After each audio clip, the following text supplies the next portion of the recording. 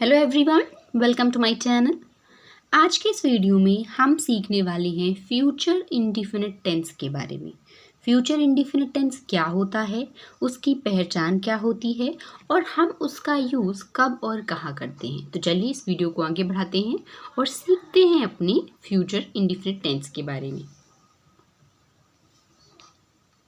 सबसे पहले हम देखेंगे कि फ्यूचर इंडिफिनिट टेंस को हम यूज़ कहाँ करते हैं।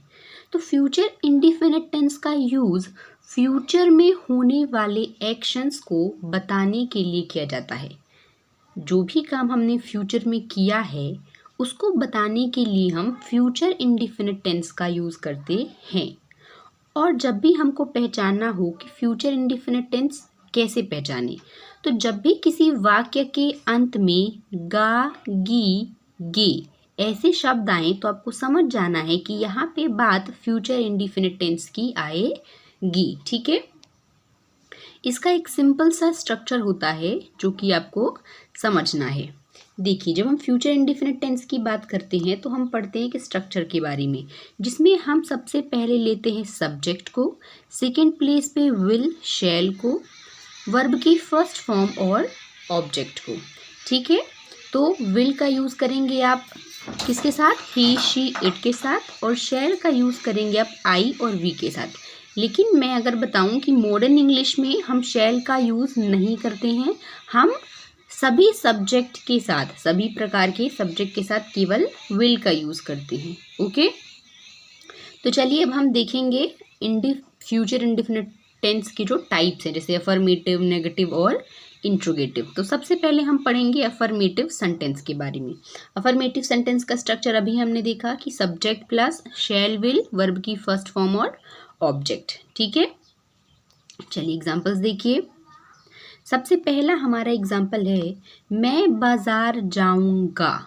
पहचान मैंने क्या बताई थी कि लास्ट में गा, गी, गे आएगा, तो आपको समझ जाना है कि फ्यूचर इंडिफिनिट टेंस का एग्जांपल है। ठीक है, मैं बाजार जाऊंगा।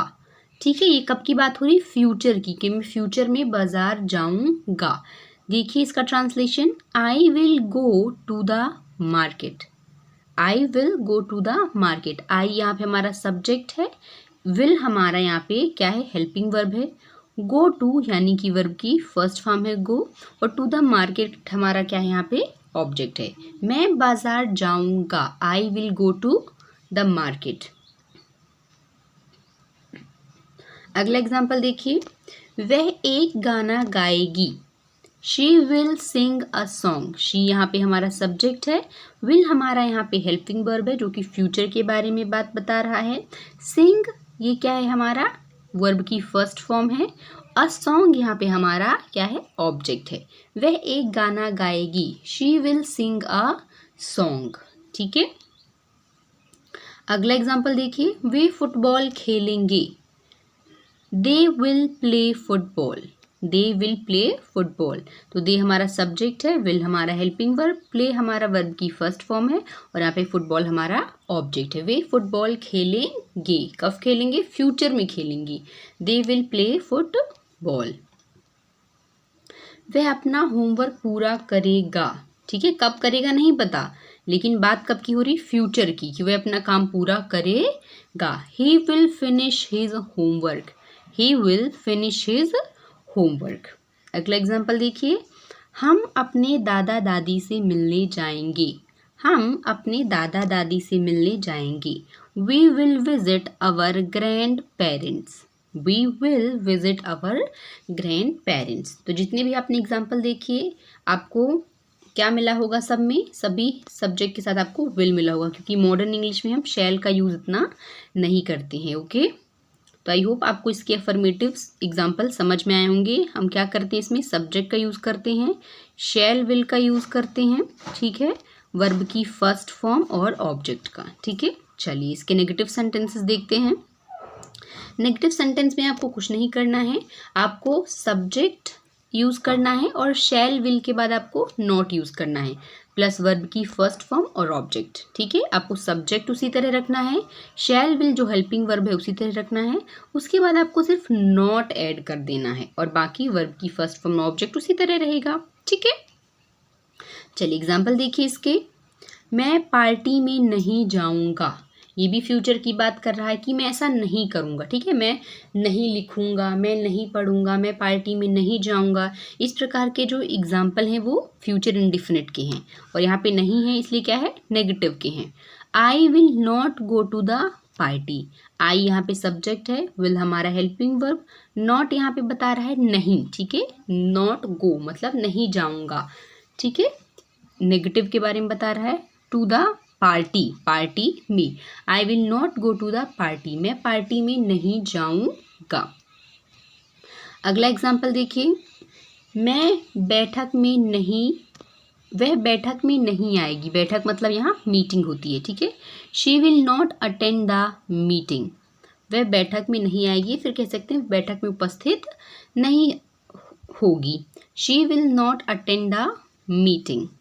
अगला एग्जाम्पल देखिए, वे क्रिकेट नहीं खेलेंगे, वे क्रिकेट नहीं खेलेंगे, they will not play cricket, they will not play cricket, subject यहाँ पे दे है, विल हेल्पिंग वर्ब है, नॉट प्ले मतलब नहीं खेलेंगे, क्रिकेट यानी कि ऑब्जेक्ट। ठीक है, वे क्रिकेट नहीं खेलेंगे, they will not play cricket. अगला एग्जाम्पल देखिए, वह रात का खाना नहीं खाएगा, he will not eat dinner, he will not eat dinner, वह रात का खाना नहीं खाएगा।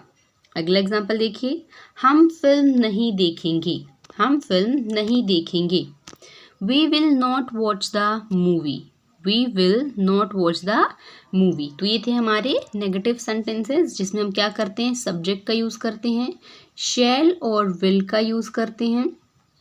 ठीक है, उसके बाद प्लस नॉट का यूज़ करेंगे, और उसके बाद वर्ब की फर्स्ट फॉर्म और ऑब्जेक्ट। तो इस स्ट्रक्चर का यूज़ करके आप नेगेटिव सेंटेंसेस बनाएंगे। ठीक है, चलिए अब देखिए इंट्रोगेटिव सेंटेंसेस। इंट्रोगेटिव सेंटेंस में भी आपको ज़्यादा कुछ नहीं करना है, आपको जो हेल्पिंग वर्ब है उसको फर्स्ट प्लेस पे रखना है।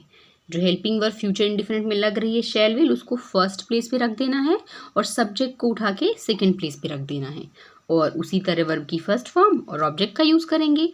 चलिए देखिए, क्या तुम बाजार जाओगे, ये फ्यूचर की बात हो रही है, हम किसी से पूछ रहे हैं कि क्या तुम ऐसा करोगे, क्या तुम बाजार जाओगे, क्वेश्चन मार्क है। Will you go to the market, will you go to the market, will यहाँ पे हेल्पिंग वर्ब है, यू हमारा सब्जेक्ट है, गो हमारा वर्ब की फर्स्ट फॉर्म है, टू द मार्केट हमारा ऑब्जेक्ट है। क्या तुम बाजार जाओगे, will you go to the market.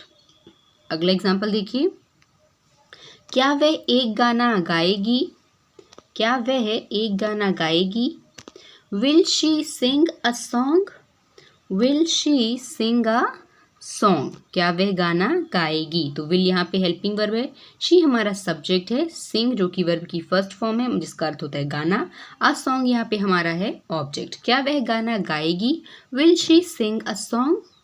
अगला एग्जाम्पल देखिए, क्या वे फुटबॉल खेलेंगे, will they play football, will they play football, क्या वे फुटबॉल खेलेंगे। अगला एग्जाम्पल देखिए, क्या वह अपना होमवर्क पूरा करेगा, क्या वह अपना होमवर्क पूरा करेगा, will he finish his homework, will helping verb है, ही हमारा सब्जेक्ट है, फिनिश यानी पूरा करना जो कि वर्ब की फर्स्ट फॉर्म है, हिज होमवर्क जो कि हमारा है ऑब्जेक्ट। क्या वह अपना होमवर्क पूरा करेगा, will he finish his homework. तो इसमें हमने क्या किया है, हमने हेल्पिंग वर्ब शैल और विल को पहले प्लेस पे यूज़ किया है, बाकी हमने सब्जेक्ट, वर्ब की फर्स्ट फॉर्म और ऑब्जेक्ट का यूज़ किया है, राइट। सो आई होप आपको फ्यूचर इंडिफिनिट की अफर्मेटिव, नेगेटिव और इंट्रोगेटिव सेंटेंसेस समझ में आए होंगे, उनकी पहचान क्या होती है, उनको कब और कहाँ यूज़ करेंगे ये भी आपको समझ में आया होगा। So if you like the video, to like, share and subscribe. Thanks for watching.